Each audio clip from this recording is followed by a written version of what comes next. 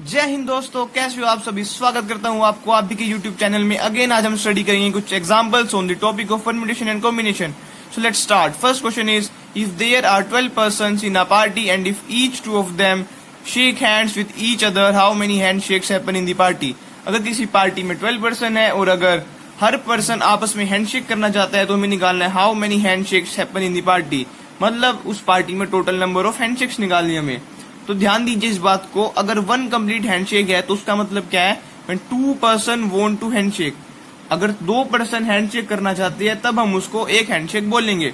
तो अगर मैं ये निकाल लूं कि मैं 2 पर्सन को कितनी वेज से सिलेक्ट कर सकता हूं out of those 12 person, then I can easily calculate the number of handshake in the party. मतलब अगर मैं निकाल लूं कि 2 पर्सन को मैं कितनी वेज से सिलेक्ट कर सकता हूं इन 12 पर्सन में से, तो मैं आसानी से निकाल सकता हूं कि कितने नंबर ऑफ हैंडशेक होंगे। ठीक है, लेट्स से मेरे पास A B C D E F ये अप टू एल 12 पर्सन है। ठीक है, तो ए बी के साथ भी कर सकता है, ए सी के साथ, ए डी के साथ। लेकिन इस बात को ध्यान दीजिए, अगर ए बी के साथ करे एंड बी ए के साथ करे तो दोनों का मतलब एक ही है, क्योंकि ये दोनों आपस में हैंडशेक कर रहे हैं। मतलब अगर ए बी के साथ कर रहा है और बी ए के साथ कर रहा है, इन दोनों का मतलब एक ही है। सिमिलरली अगर ए सी के साथ करे एंड सी ए के साथ करे तो इसका मतलब ये की है। ठीक है, तो इसलिए यहाँ पे हम कह सकते हैं कॉम्बिनेशन यूज होएगा।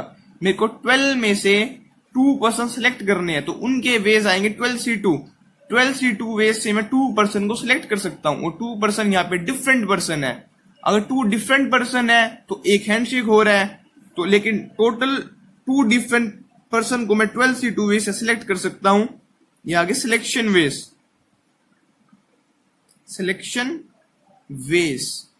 अगर मैं 12 में से 2 पर्सन को 12C2 वे से सिलेक्ट कर रहा हूं तो इतने ही मेरे पास टोटल नंबर ऑफ हैंडशेक बनेंगे। ठीक है, तो इसी के साथ ये हमारा आंसर हो जाएगा।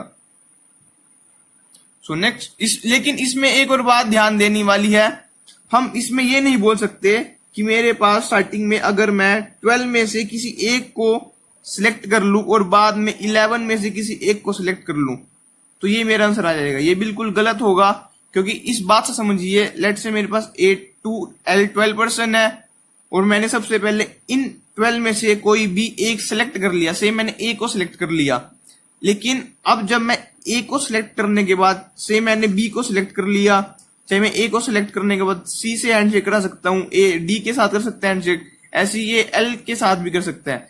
लेकिन अगर मैं ये बोल लूं सबसे पहले सी डी के साथ हैंडशेक कर रहा है, ठीक है, लेकिन इस केस में ये भी काउंट हो सकता है कि डी सी के साथ हैंडशेक करे, लेकिन मैंने इन दोनों को अलग अलग काउंट कर लिया। लेकिन सी डी के साथ हैंडशेक करे या फिर डी सी के साथ हैंडशेक करे तो बात तो एक ही है, लेकिन मैंने यहाँ पे अलग अलग काउंट कर लिया। तो इसलिए ये वाला अप्रोच बिल्कुल गलत होएगा, ये वाला अप्रोच बिल्कुल सही है और यही हमारा आंसर है। तो next question is, how many 5 letter words containing 3 vowels and 2 consonants can be formed using the letters of the word equation so that 2 consonants occur together? ये बात इंपॉर्टेंट है कि हमें इक्वेशन वर्ड से सारे लेटर्स तो नहीं, हमें इसके बस 5 लेटर यूज करने हैं और इस तरह यूज करने हैं कि उन 5 लेटर में 3 वोवल्स हो एंड 2 हमारे पास कॉन्सोनेंट्स हो, और उससे मेरे को 5 लेटर का एक वर्ड बनाना है। तो मेरे को ये निकालना है कितने ऐसे वर्ड बन सकते हैं। ठीक है, मेरे पास 5 प्लेस है, लेकिन मेरे को 2 कॉन्सोनेंट तो यूज करने हैं और 3 वोवल्स भी यूज करने हैं। इसमें ये अप्रोच यूज होगी सिलेक्शन एंड देन अरेंजमेंट। सबसे पहले हम वर्ड्स को सिलेक्ट करेंगे कि हमें कौन कौन से वर्ड्स को पुट करना है, और उसके बाद हम उनकी अरेंजमेंट करेंगे। ठीक है, तो सबसे पहले मेरे पास इसमें टोटल 5 ये वोवल्स है एंड 3 मेरे पास कॉन्सोनेंट है। क्योंकि मेरे को सिर्फ 2 ही कॉन्सोनेंट यूज करने हैं तो मैं इन 3 में से कोई भी 2 कॉन्सोनेंट को यूज कर सकता हूं। तो इसको सिलेक्ट करने के बेस आगे 3C2 और मेरे को 3 वोवल्स यूज करने हैं, लेकिन मेरे पास 5 वोवल्स है तो 3 वोवल्स सिलेक्ट करने के out of 5 is 5C3 veg. ठीक है, तो से मैंने C1 और C2 ये 2 कॉन्सोनेंट्स को यहाँ पे पुट कर दिया, लेकिन 3 प्लेस मेरे पास एम्प्टी रह गए, तो 3 प्लेस में मैं 3 वोवल्स पुट करूंगा और जो ये आपस में 3 फैक्टोरियल बेस से अरेंज हो सकते हैं, और ये कॉन्सोनेंट्स भी आपस में 2 फैक्टोरियल बेस से अरेंज हो सकते हैं, एक ये। लेकिन अगर मैं ये बोल लूं कि मैं कॉन्सोनेंट्स को सेकंड और थर्ड पे प्लेस कर रहा हूं तो अगेन एक और पॉसिबिलिटी आएगी जिसमें ये और ये मिला के 3 फैक्टोरियल बेस, ये और ये मिला के 3 फैक्टोरियल बेस, और कॉन्सोनेंट अगेन आपस में 2 फैक्टोरियल से हो सकता है अरेंज।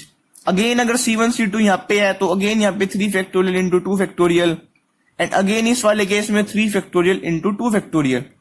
अगर मैं इन सबको ऐड करूंगा तो सबसे पहले तो मेरे को सिलेक्ट करना है 5C3 इंटू 3C2, और फिर अब इन सबको ऐड कर दूंगा 3 फैक्टोरियल इंटू 2 फैक्टोरियल, ये 4 टाइम्स ऐड होएंगे, मतलब 4 इंटू 3 फैक्टोरियल इंटू 2 फैक्टोरियल।